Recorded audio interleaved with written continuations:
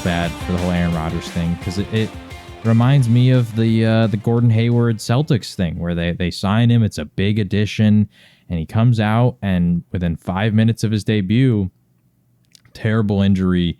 And who knows how that affects the course of Aaron Rodgers' career in New York with the Celtics. Gordon Hayward was never the same. Yes. And it really sucked because the expectations for that Celtics team were they could run the East for a long time. And although I wouldn't say the expectations are as lofty for the Jets, it did feel like this was kind of the start of like a new era for the Jets that they just haven't had in like the last decade, which is we have a Hall of Fame quarterback. And not even the last decade. I mean, I can't remember the last time the Jets had a quarterback at this level. I guess Brett Favre. But then that was only half a season. Then he got injured and wasn't the same, and then left.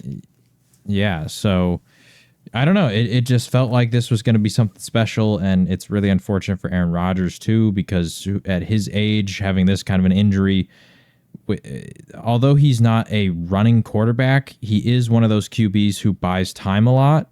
And so who knows how this injury necessarily affects him moving forward. We already talked about the have they officially said what it was? It is a torn Achilles. Is it officially? They feared it was initially, then they ran tests this morning, and it was confirmed this morning that it is a torn Achilles. He's done for the year. Okay, yeah. I wanted to confirm because I knew that was what was rumored, but I didn't want to put that out there, if it wasn't official. But I talked about how it affects running backs. For a quarterback, it wouldn't be necessarily as bad as a running back, but as a 37, 38. He's 40. He's 40. I didn't even know he was 40. That's and I'm with you. It's a big concern. 40, that injury, like at 40 years old with his specific kind of play style too. He's not a Tom Brady. He doesn't just sit there. He moves around. Now it's not like crazy movements like, a Lamar Jackson or anything, like that, but he does use his legs, and I don't know at his age how he's gonna. I don't know. I'm wondering if this potentially starts the retirement questions that weren't necessarily previously there, and I think it just really sucks for everybody involved. Yeah. And the only other note I want to say for the Jets is, although Breece Hall.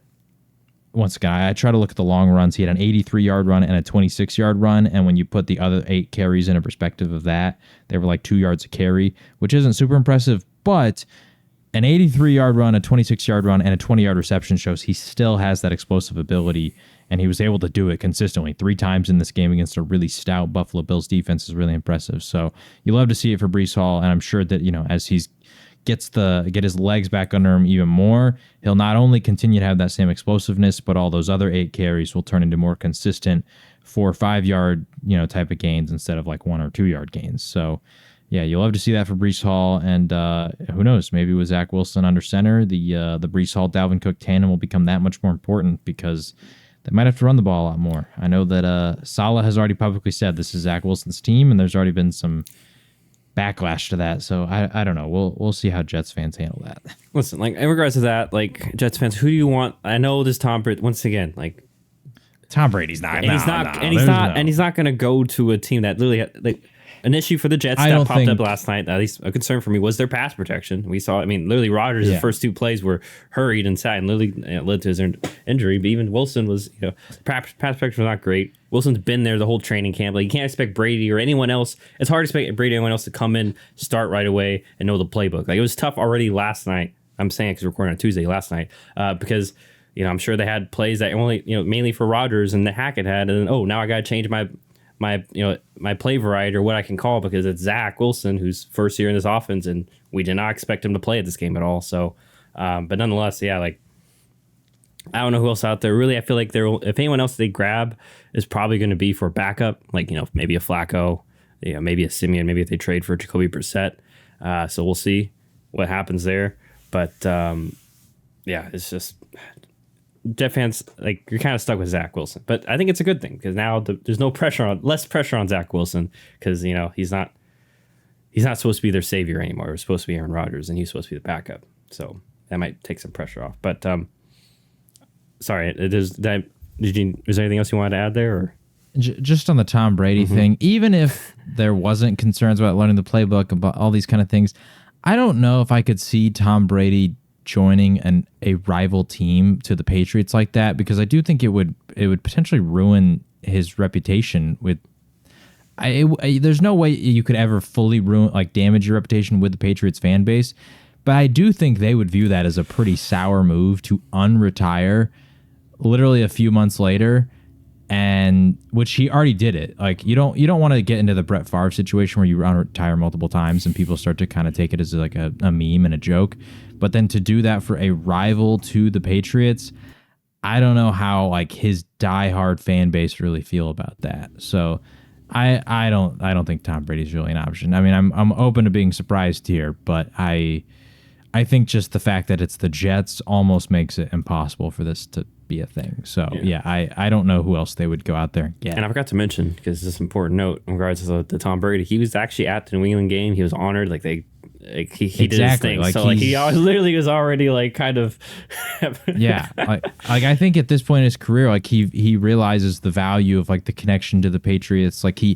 leaving the first time was his kind of like F you, Bill, like I'm gonna do my own thing, which I don't know if it was like bad blood or whatever, but and then the fact that he won a Super Bowl without them, like he did his whole deal of like pulling away from New England. I don't think he's gonna want to do it again. The second time would feel like a spit in the face of Patriots fans to me, but I don't know. Yeah. So and then last thing, sorry, before we fully move on, is the Brees Hall, you mentioned the 83-yard run, like. Even Brees mentioned afterwards, like if he was fully healthy, he's pretty confident because it really was just one Bill guy that ran him down. It was a defensive back, so right. Defensive back had like a 20-yard head start, but and obviously not coming off an ACL tear. But really unfortunate injury for Rodgers, and I really don't know. Like I'm really sorry. I'll move on for a second, but I really don't know like what the next move would be. We'll see because. He did mention when he went to the darkness, which I know it's a little bit of me, but he did mention when he went to the darkness, it was either retirement or the Jets. It was one of those two. So, right. Especially like you mentioned with the Achilles. Go ahead. No, finish. You mentioned the Achilles. Like I don't know how I just don't know like how long the timetable for return is too, because he may have to come back next season if he wants to come back next seaon, midway through the season. Right. And once again, you want to come back right into the basically into the gunfire and smoke that the NFL is and the line. Like mid-season, off that injury at age 41, like it's a lot of diciness. I hope he can, but I just don't know. What are you gonna ask?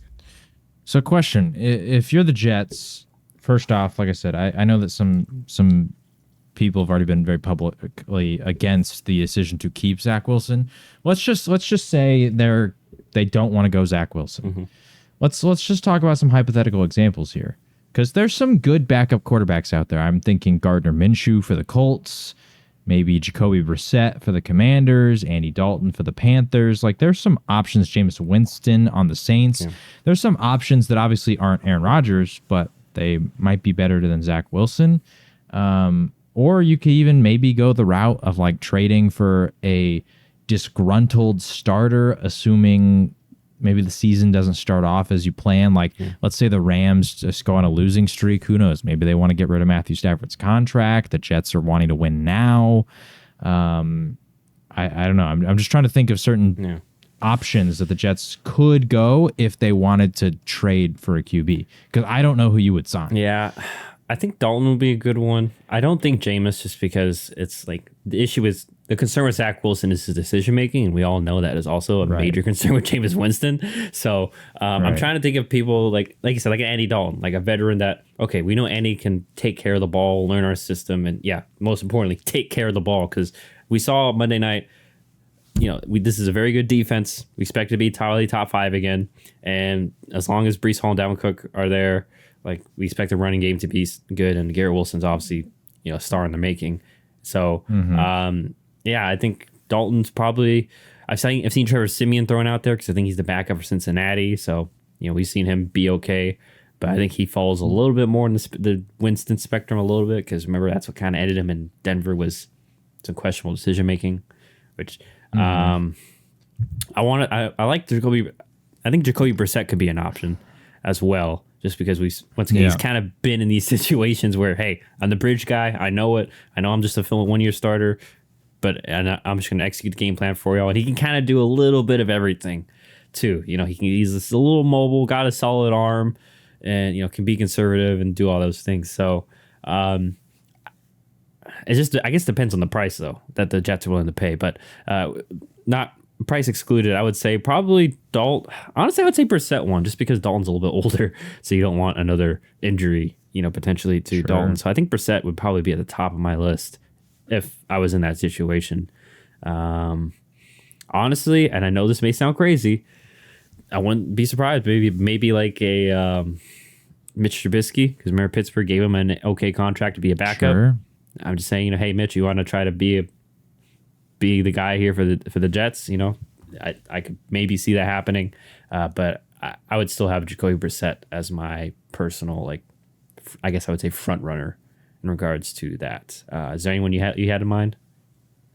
I really like the Brissett thing. I think he had a really good year for Cleveland last year, although it wasn't the prettiest of years in terms of the team's record. I thought he had a good season, and so I would like to see him maybe there. Gardner Minshew's the other one that really stood out to me, just because I think he's capable of being a starting quarterback. Every time I've seen Gardner Minshew, I was somewhat impressed. Even I think back to when Dallas played Philadelphia last year and Dallas won that game.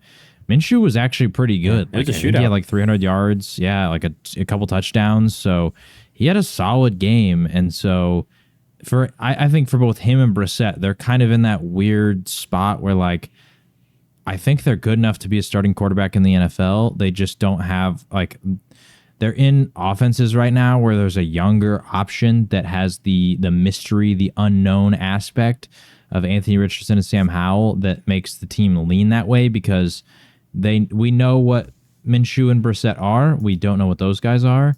And so I don't know, depending on the price of those two, I could see it. If I was the Jets, I would personally prefer to do that than Zach Wilson, because I don't feel like the fan base would buy into Zach Wilson. I feel like every mistake he's ever going to make is going to be hyper criticized, which I just don't think is, we talked about this in the offseason at length. I don't think it's healthy for either party, to be honest. So I would really like to see that. I don't know how the Dalton one maybe feels a little tougher, like you said, because of the age, and also I'm wondering if the Panthers kind of want to keep him as a veteran mentor to Bryce Young, exactly, because we've seen teams do that to where Brissett and Minshew are veterans. They've been in the league, but they don't have the credibility like Andy Dalton does of having been a starter for so long that they're a true mentor. You could go sign somebody else that could be a mentor. In comparison to Minshew and Brissett. So I really like those two options. And if I was the Jets, I'd probably be making some calls. Last one I want to throw out too is potentially Bridgewater. I don't know where Case Keenum is if he's still in the league, but Bridgewater, I know he's in Detroit. Case Keenum is on the Texans. Back for the Texans. Okay, so maybe that, I feel like that one would be thrown out more, because I think it's a similar situation where, hey, maybe Case, veteran presence or around Stroud. Sure. But maybe dark horse, extreme dark horse, maybe Bridgewater, just because he is with the Lions. Obviously, Lions have Goff, and and they're kind of win now mode already, and Bridgewater's brought in late to their camp too. So I don't know, just a potential hey, if New York really needs to find a bargain bin, because if everyone else is kind of upping the price because they know they need a quarterback, then I'm just potential there. So. Listen, if you want some young athletic potential, to me, I'll offer Trey Lance. Now, I don't know if Dallas will, but I'll throw him out there if you guys want him. Yeah, the price is a third round. I did think about pick. that, but I was like, they already traded him. But hey, they wouldn't trade away. And I don't think they would trade Cooper Rush either, just because I don't think Lance isn't trusted yet. They don't trust. So then, trust so I would say hey, you keep. I don't think they're gonna get rid of Cooper Rush. I know there were people that think that, but no, I don't think they will, just because. As great as Dak is, and Dak is the starter, you just he's had a couple of injuries, so you always want that insurance quarterback backup. Like we saw last year with the Niners, how it all kind of fell apart. You don't want that to happen. Where you gotta have a backup, especially a backup you can trust. It's very tough. It's tough to have those. So if you have one that has rapport with the receivers too, is just so nice, because then the receiver knows what they need to do. They know, CeeDee Lamb knows what to expect with Cooper Rush. Yeah. He doesn't know what to expect with anybody else, but he knows what to expect with Rush. And I want to eliminate one that before we get sign off, that I heard some people mentioning, which is they might trade back for Mike White from the Dolphins, and I was like, I don't think the Dolphins are gonna help out the Jets in any sort of way. I think the Dolphins will say, you want a quarterback? That's too bad. Find him elsewhere, because we can't wait to play y'all with whoever you line up. So. Also, there's better options you could probably get for the same price, because the Dolphins are going to raise the price for Mike White compared to somebody else. If they even were to trade him. So, yeah. You're not going to help your division rival. Come on. Especially not in the middle, not the start of the season or middle of the season. So,